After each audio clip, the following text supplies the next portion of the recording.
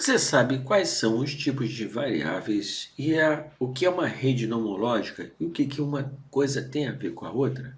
Fique então aqui comigo na aula 46 que a gente vai ver o que acontece nessa importante forma de construir modelo.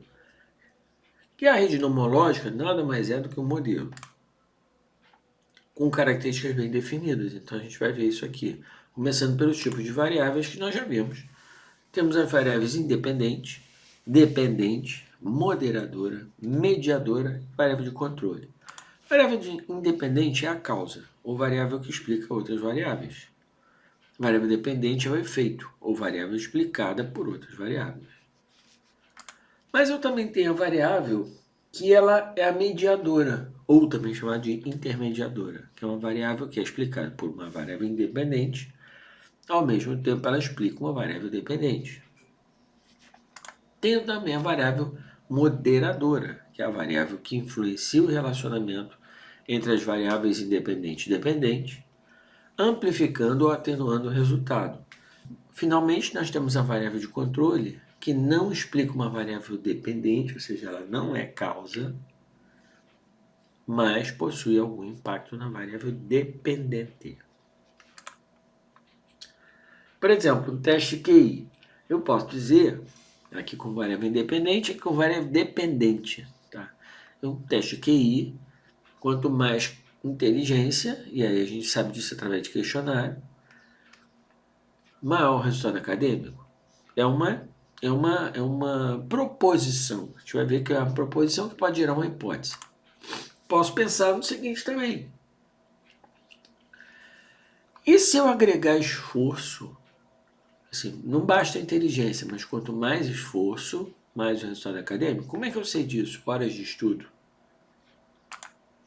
Eu posso agora sim ter um modelo com a variável mediadora, uma moderadora, que eu posso dizer o seguinte, olha, quanto maior o QI e mais esforço, melhor o resultado acadêmico e maior o potencial de ganhos futuros na vida. Então, assim, o potencial de ganhos, né, seria a variável independente, seria a consequência que a gente está querendo estudar com as causas aqui possíveis, né, o esforço, o teste de inteligência, a inteligência e resultado acadêmico.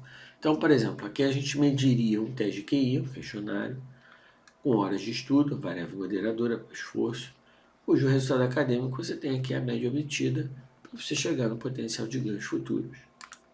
Podia ser assim também, olha, o esforço com horas de estudo, quanto mais o esforço, maior o resultado acadêmico, e aí eu vejo pela média, e isso aqui chegaria ao potencial de ganhos. Então, tudo depende da forma como você acredita, tudo depende da forma como o pesquisador vai enquadrar o seu tipo de estudo.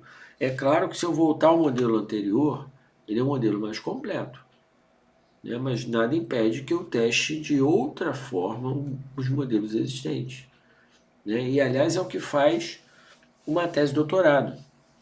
Se tem esse modelo assim, ó, sendo que esforço é só uma variável moderadora, e ninguém nunca testou o esforço como causa, então, com variável independente, então está aí o research gap. Então, essa aqui, por exemplo, seria uma lacuna de pesquisa. O que é isso? Exatamente o esforço, variável independente, para resultado acadêmico, variável mediadora, para chegar a variável dependente potencial de ganhos futuros.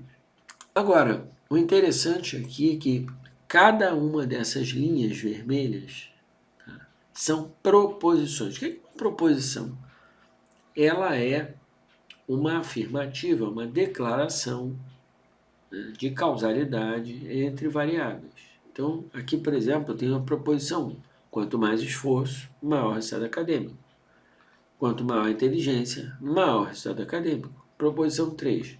Quanto maior o resultado acadêmico, maior o potencial de ganhos futuros. Então, a proposição é a conjectura teórica entre construtos, quer dizer que vai ser analisada, testada para ver se é verdade ou não, e expressa de forma declarativa. Exemplo, um aumento de inteligência do aluno causa um aumento na sua conquista acadêmica. Perfeito. Agora, olha só que interessante a relação entre construtos e variáveis. Então, no plano teórico, eu tenho um construto com uma proposição, Quanto maior item A, o construto A, maior o resultado do item B. Quanto maior a causa, maior o efeito. Quando a gente vai para o plano empírico, é que a gente testa as hipóteses. Aí ganha nome variável independente, ganha nome variável dependente. Isso aqui é interessante porque a gente sempre ouve falar em construto invariável, e não sabe a relação que elas têm entre si. Portanto, agora você não vai ter mais dúvida. A proposição é o que dá origem ao plano teórico dos construtos. A proposição é o que dá origem a hipóteses. Só que a proposição está no plano teórico, enquanto a hipótese está no plano empírico prático. Então, assim, o relacionamento entre construtos, proposição, é uma afirmação.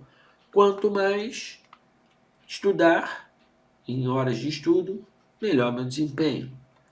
E aí eu vou testar a variável independente, horas de estudo, esforço e resultado acadêmico com variável dependente. Por exemplo, aí eu tenho uma hipótese.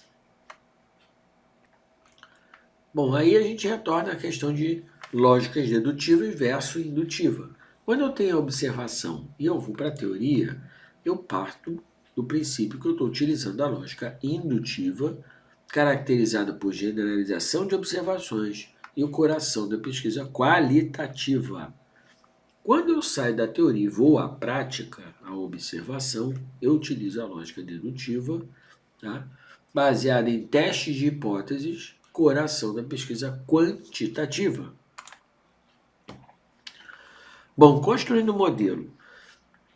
Observando aqui a imagem, eu tenho a lógica indutiva e a lógica dedutiva, né, para conclusões preliminares. Eu posso combinar várias lógicas indutivas ou várias lógicas dedutivas como múltiplos métodos, ou então eu posso combinar uma lógica indutiva, ou seja, eu parto de uma entrevista para depois montar um questionário e testar uma lógica dedutiva para ter conclusões preliminares. Aqui eu vou ter premissas no caso quali, hipóteses no caso quant, e aí eu vou especificar relações entre variáveis até chegar ao modelo final. É assim que a gente constrói o modelo. Nossa referência é o Social Science Research, Principles, Methods and Practices, da Universidade do Sul da Califórnia, no Scholar Commons 2012. Esse livro é interessante porque ele é gratuito, ele é um open source, ele foi feito pela Universidade do Sul da Califórnia, nessa abertura no Open Access Journals, Open Access Sources, esse movimento que a gente já tratou em outras aulas. E é um livro que está disponível para você baixar ele em PDF lá no nosso material complementar. Então é isso, pessoal. Muito obrigado e até a próxima aula.